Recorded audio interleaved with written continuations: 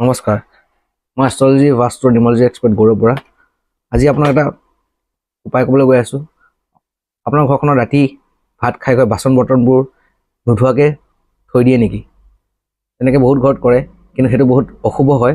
তেনেকৈ থ'লে ঘৰখনত নিগেটিভ এনাৰ্জি তাত এবজৰ্ব হয় আৰু ঘৰত লক্ষীও বাস নহয়, আৰু পিছদিনাখন আপোনাৰ ঘৰখনত অশান্তি আৰু মেণ্টেলি আনষ্টেবল হয়। বাস্তুশাস্ত্ৰৰ মতে ঘৰখনত এই বাচন বৰ্তনবোৰ লেতেৰাকৈ কেতিয়াও থ'ব নালাগে। আপোনালোকে যদি ধুবও নোৱাৰে বা ৰাতি কিবা অসুবিধাত বা টাইম নোহোৱাত আপোনালোকে ভালকৈ ধুই থ'ব পাৰে, তেতিয়াহ'লে পানীখিনি ছটিয়াই পেলাই এই যিবিলাক আপোনাৰ কাঁহীত লাগি থকা লেতেৰা বস্তুবোৰ আছে বা জোঠাবোৰ আছে, এইবোৰ আঁতৰাই এটলিষ্ট থৈ দিব লাগে। তেনেকৈ কৰিলে আপোনাৰ ঘৰখনৰ এই নিগেটিভ এনাৰ্জিৰ পৰা আঁতৰি থাকিব পৰা যায়। আৰু আপোনালোকে এইখিনি কাম কৰিব, সৰু সৰু কাম। বাস্তুশাস্ত্ৰ আৰু এষ্ট্ৰলজিৰ মাধ্যমেৰে মই এইবোৰ ভাল ভাল কথাবোৰ বা যিবোৰ কিতাপত লিখা আছে সেইবোৰ কথা আপোনালোকক কৈ থাকোঁ। গতিকে আপোনালোকে চেনেলটো ফ'ল' এণ্ড ছাবস্ক্ৰাইব কৰি দিব, যাতে ভিডিঅ'বোৰ আপোনালোকে পাই থাকে।